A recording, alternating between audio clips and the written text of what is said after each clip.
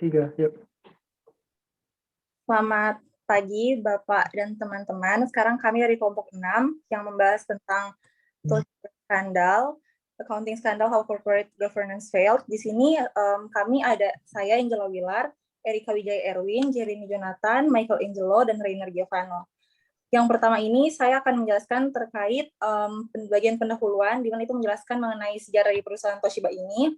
Jadi seperti yang kita ketahui, Rainer next.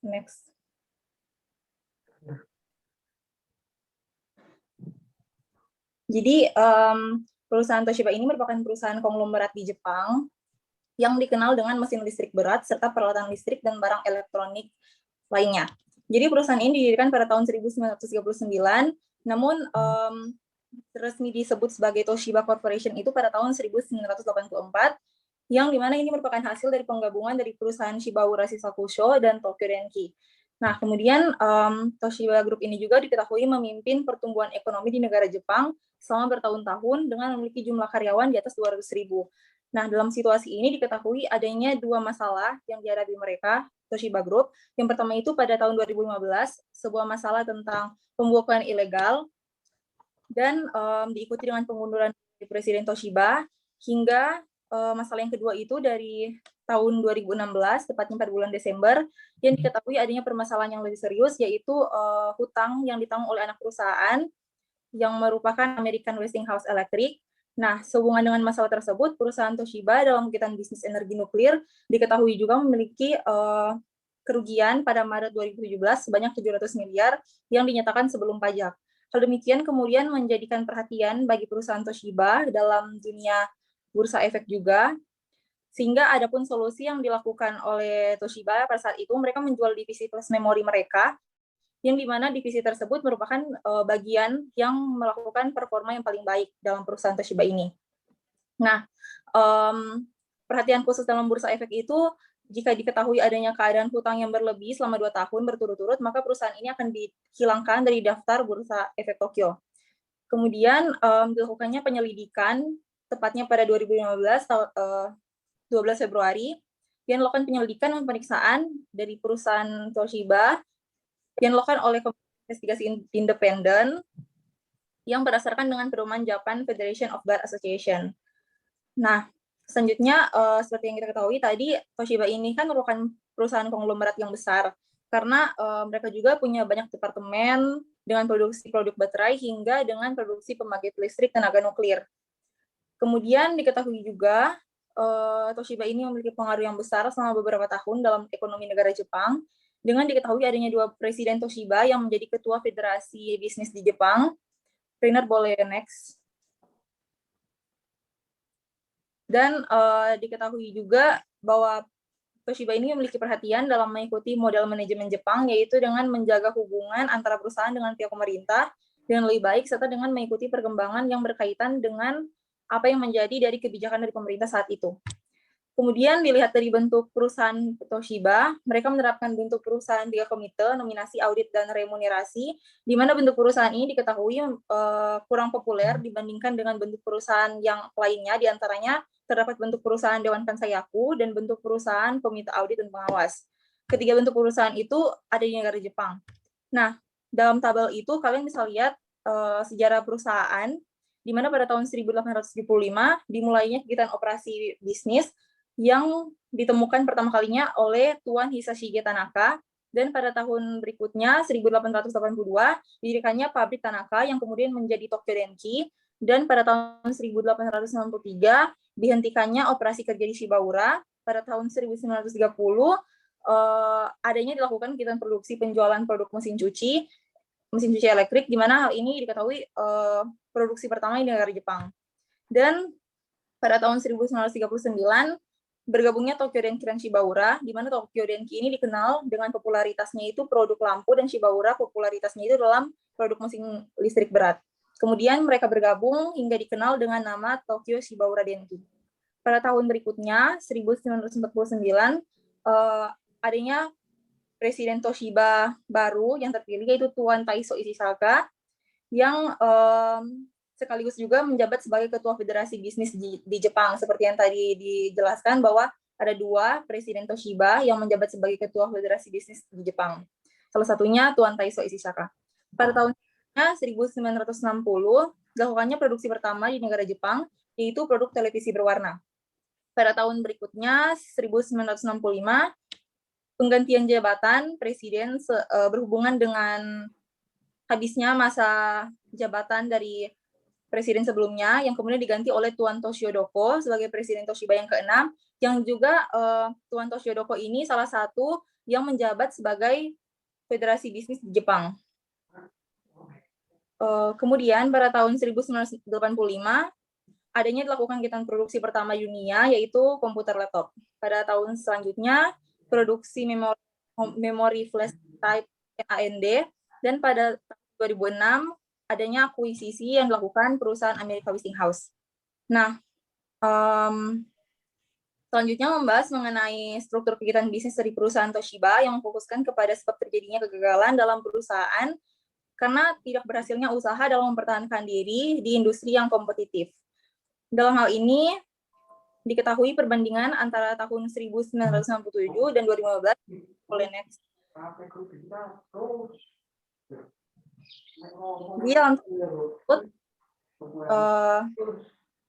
terkait perbedaan persentase antara penjualan tahun 1997 dan 2015 di berbagai cabang grup Toshiba yang tersebar. Jadi melalui pencatatan penjualan tersebut, diketahuinya terdapat suatu perubahan yang substansial dalam perusahaan Toshiba, yang pada tahun 1990-an juga itu diketahui bahwa penjualan dalam divisi komputer pribadi merupakan bagian produksi yang paling baik dan paling perform.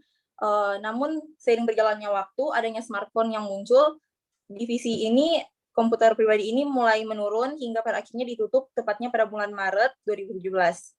Selain itu juga diikuti dengan kekalahan Toshiba yang dikalahkan oleh rival Asia Timur. Selanjutnya akan dijawab oleh teman saya. Problem of illegal accounting. Bisa di next.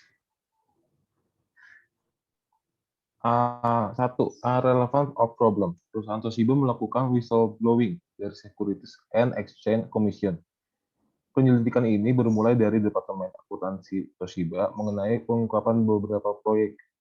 Setelah itu, Toshiba melakukan investigasi mandiri dan mengungkapkan bahwa dalam suatu perusahaan terkadang membutuhkan investigasi menyeluruh, sehingga komite investigasi independen dibentuk dan menyelidiki atas fakta-fakta yang relevan.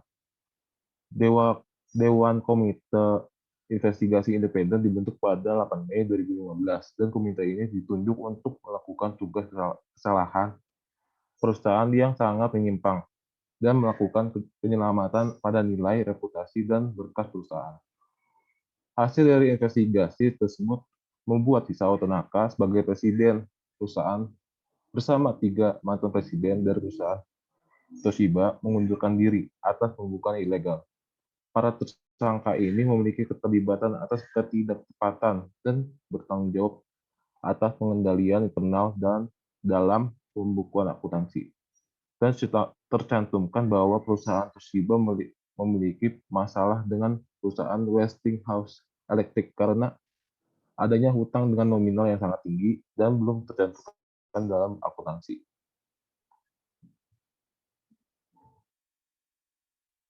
The Independent Committee Report. Kesimpulan dari investigasi ini yang menyebutkan bahwa adanya kecurangan pada pembukuan akuntansi dalam menutupi fakta. Kecurangan ini bisa disimpulkan sebagai berikut. 1. Dalam bidang infrastruktur, biaya pokok dikurang-kurangi dari biaya aslinya. Penjualan dari Toshiba pun meningkat dan penggantian kerugian ditunda ke pekan selanjutnya. 2. Secara visual, adanya penundaan waktu pembayaran pada perusahaan yang belum ditagih dan ditunda ke pekan depan, dan adanya penyalahgunaan harga produk yang dijual kepada anak perusahaan di luar negeri. 3. Penurunan harga produk pada pekan ini dicantumkan pada pembukuan pekan depan. 4. Adanya penerapan sistem buy-sell pada perusahaan komputer, di mana hal ini mengakibatkan adanya kelebihan keuntungan yang didapatkan dari penjualan bahan baku ke produsen. Penyebab yang dilaporkan oleh Komite Investigasi Independen atas terjadinya kesalahan pada penanganan akuntansi yaitu satu, adanya penekanan dari kantor utama, yaitu kantor pusat, dalam menghadapi penurunan dalam kinerja. Presiden perusahaan telah meminta kepada Departemen Bisnis dan Ketua dari akuntansi dari Toshiba untuk mencapai target laba yang ditujukan. Dua, adanya kelalaian pada Norio Sasaki sebagai mantan presiden perusahaan karena adanya inflating profits.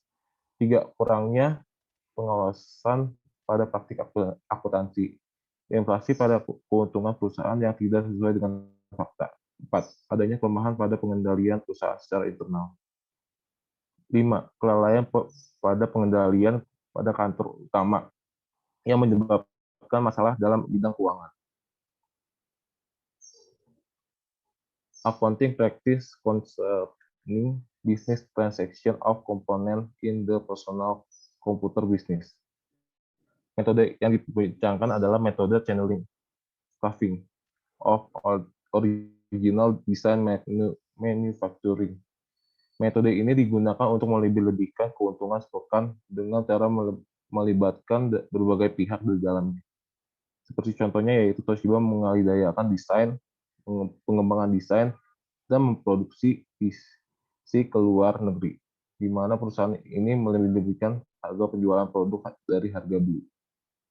Pada akhir 2013, Isao Tanaka mengambil posisi sebagai CEO perusahaan di mana ia menyelesaikan pengambilan keuntungan yang berlebih dengan metode channel stuffing ini, sehingga menyebabkan keuntungan yang berkurang dari triwulan kedua pada tahun 2014 sebesar 39,2 miliar yen.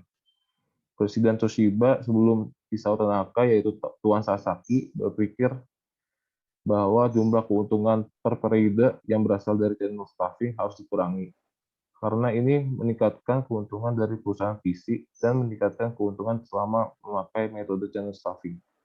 Sasaki meminta kepada perusahaan DS untuk meningkatkan keuntungan sebesar 12 miliar yen dalam jangka waktu selama 3 hari. Dan Tuan Sasaki telah menggarap keuntungan sebesar 65,4 miliar yen.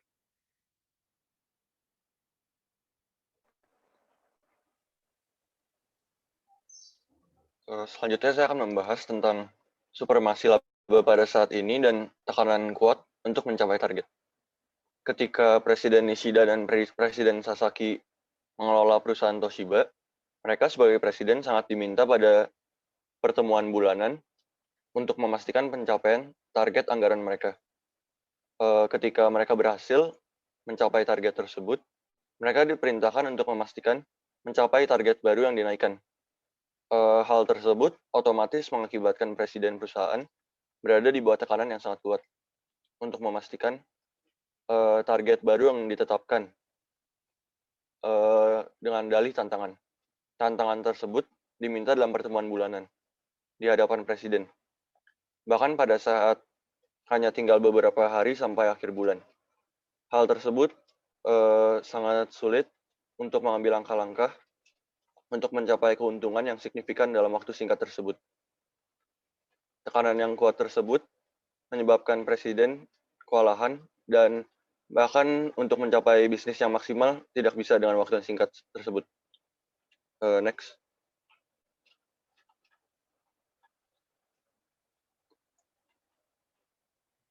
Yang kedua, pengendalian internal pada bagian Toshiba, bagian keuangan. Dalam penyelesaian akun, bagian ini hanya memasukkan penyelesaian akun masing-masing perusahaan menjadi penyelesaian akun konsolidasi dan tidak melakukan pemeriksaan apakah praktik akuntansi masing-masing perusahaan tersebut sesuai. Sebaliknya, bagian keuangan menyusun rencana awal untuk tantangan di setiap bulan pertemuan di hadapan presiden. Apalagi dalam keadaan supremasi laba pada saat ini, hal tersebut terlibat dalam memaksakan tekanan pada masing-masing perusahaan untuk memastikan mencapai target mereka. Terus yang kedua ada bagian inspeksi manajerial. Berhubung bagian inspeksi manajerial dikendalikan langsung oleh Presiden Toshiba, hal tersebut menyebabkan tidak ada yang bisa membuat komentar apapun tentang hal-hal yang bertentangan dengan yang dimaksud oleh Presiden. Akibatnya, fungsi pengendalian intern atau fungsi pengawasan oleh direksi tidak bisa berjalan. Menurut aturan Dewan Direksi, Presiden perusahaan dan Presiden kepala kantor harus melaporkan kinerja dan situasi selama pengelolaan rapat dewan yang diadakan untuk penyelesaian rekening triwulan. Namun meskipun demikian, faktanya tetap terjadi kerugian sebesar puluhan miliar yen. Komite investigasi pun tidak dapat menemukan bukti apapun bahwa adanya laporan dibuat atas kerugian dari hal-hal krusial tersebut dari Dewan Pengelola. Lalu ada fungsi pengendalian intern. Di bagian ini, Toshiba telah menerapkan model bisnis 3 komite. Ternyata dalam komite selanjut, hal tersebut adalah salah satu alasan mengapa praktik akuntansi yang tidak tepat tidak dapat dideteksi. Yang terakhir, audit oleh auditor akuntansi. Pengendalian yang dilakukan oleh auditor luar tidaklah cukup praktik akuntansi di dalam perusahaan. Misalnya, beberapa metode tidak mudah dilakukan oleh auditor akuntansi untuk melakukan penyelidikan, dan ketika perusahaan audit membuat pertanyaan dan materi yang diminta. Dan fakta-fakta dirahasiakan atau dijelaskan dengan menunjukkan dokumen yang membuat cerita berbeda dari kebenarannya yang terjadi. Sangat sulit bagi auditor luar untuk memverifikasi berdasarkan perkiraan data intra-perusahaan yang dilakukan oleh para profesional akuntan. Pengendalian internal untuk membuatnya bekerja secara efektif dan didukung oleh organisasi terkait. Hal tersebut cukup menyulitkan auditor independen untuk mendapatkan bukti kuat yang dapat menggulingkan penyembunyian fakta dan mengarang cerita yang berbeda dari fakta sebenarnya.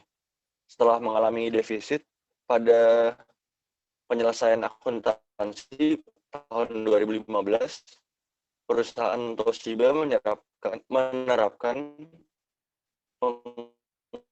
pengurangan tenaga kerja sebanyak 10.000 karyawan. Toshiba menjual perusahaan peralatan rumah tangga dan peralatan medis perusahaan.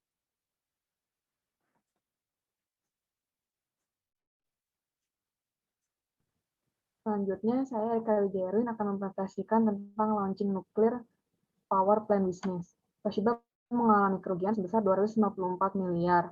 Hal ini terjadi karena ada gelembung internet. Langkah selanjutnya untuk mengatasi kerugian yang sedang dialami itu, Toshiba melakukan bisnis infrastruktur pada bidang sosial. Infrastruktur ini dikhususkan untuk segi perawatan dan bidang pembangkit tenaga nuklir. Bisnis infrastruktur ini dilakukan dengan bekerja sama oleh perusahaan yang bernama WH. Perusahaan ini berasal dari Amerika. Toshiba melakukan akuisisi dengan perusahaan WH pada tahun 2006. Keputusan untuk melakukan akuisisi ini akan berdampak dalam persaingan yang cukup besar dengan perusahaan yang bergerak dalam bidang permesinan dan listrik seperti Mitsubishi Heavy Industries Ltd. Akuisisi yang dilakukan Toshiba ini berdasarkan keputusan dari Presiden Toshiba yang bernama Nishida. Setelah Jepang mengalami gempa bumi dan tsunami yang cukup besar pada tahun 2011, Toshiba kembali mengalami kerugian karena Toshiba harus menanggung biaya untuk konstruksi pembangkit listrik yang ditangani oleh WH bersama dengan pihak Amerika. Sehingga untuk menutupi kerugian tersebut, Toshiba memutuskan untuk menjual sebagian sahamnya yang ada di WH.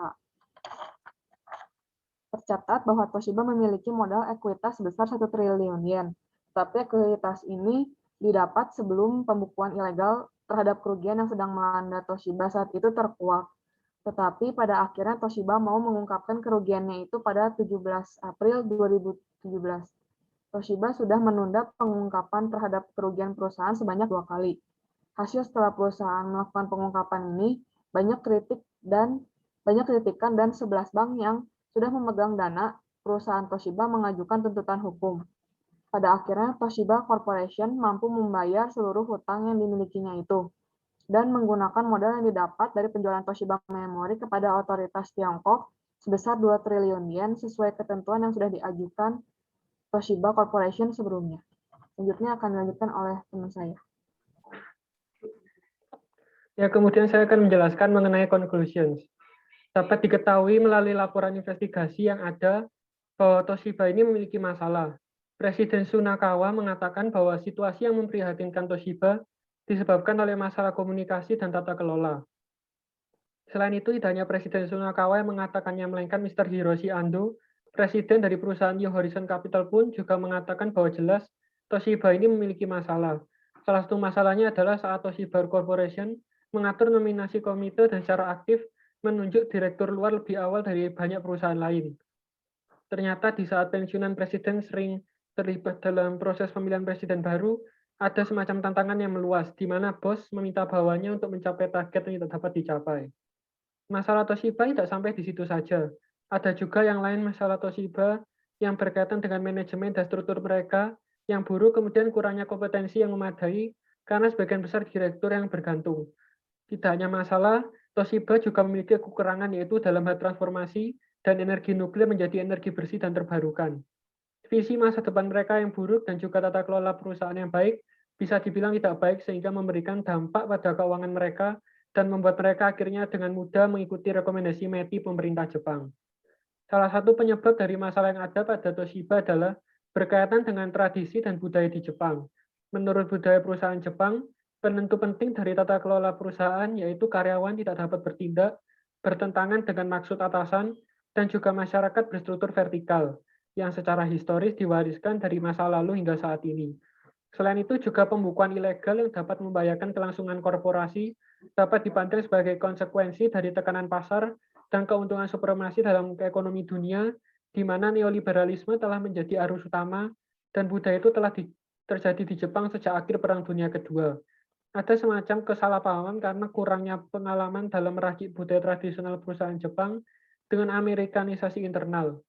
Komite pihak ketiga sempat membuat analisis dan kesimpulan di mana itu sangat kredibel dan adil, sehingga dapat membantu Toshiba dalam memulihkan keuangan mereka. Terbukti pada Mei 2018, di mana ada penjualan 18 miliar dolar dari bisnis chip memory ke Bain Capital yang memberikan lampu hijau untuk salah satu kesepakatan ekuitas swasta terbesar sejak krisis keuangan global. Jepang pun akhirnya sampai revolusioner dalam meningkatkan tata kelola perusahaannya dengan memperbarui hukum mereka.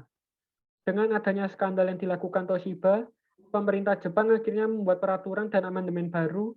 Sebagai contohnya adalah perubahan Companies Act pada tahun 2014 yang menyebabkan perlunya pembaruan dua dokumen yang sangat penting yang menciptakan kerangka peraturan, yaitu 2015 Instrumen Keuangan dan Undang-Undang Pertukaran dan Kode Tata Kelola Perusahaan Jepang. Selain itu, pada bulan Februari 2014, FSA merilis Kode Penata Layanan Jepang yang dimodelkan di Inggris Raya.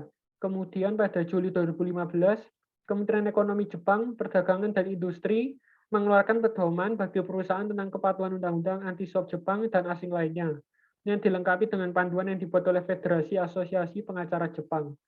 Panduan JFBA atau Federasi Asosiasi Pengacara Jepang memperhitungkan akun undang-undang pencegahan persaingan tidak sehat Jepang dan undang-undang swap asing seperti undang-undang praktik korupsi luar negeri Amerika Serikat serta United Kingdom's Bribery Act pada tahun 2010. Tidak hanya berdampak pada peraturan dan amandemen saja, melainkan penyimpangan atau masalah yang dibuat oleh Toshiba ini juga berdampak pada JPX yang menyusun dalam merilis dokumen prinsip untuk perusahaan tercatat yang berurusan dengan penyimpangan perusahaan pada tahun 2016. Isi dokumen tersebut berisi tentang yang pertama memastikan penyebab mendasar penyimpangan, kemudian membangun komite investigasi pihak ketiga netral, dan ahli yang ketiga yaitu segera terapkan tindakan perbaikan yang efektif, dan yang terakhir pengungkapan informasi yang tepat dan cepat. Dengan adanya prinsip itu dapat memperbaiki dan meningkatkan tata kelola perusahaan di Jepang. Meskipun pada awalnya buruk, tapi jika diperbaiki, maka itu akan menolong dan menyelamatkan perusahaan yang telah jatuh untuk bisa bangkit kembali. Dibuktikan dengan Presiden Toshiba yang akhirnya mengalami pemulihan serta menerapkan prinsip ini. Sekian dari kami, terima kasih.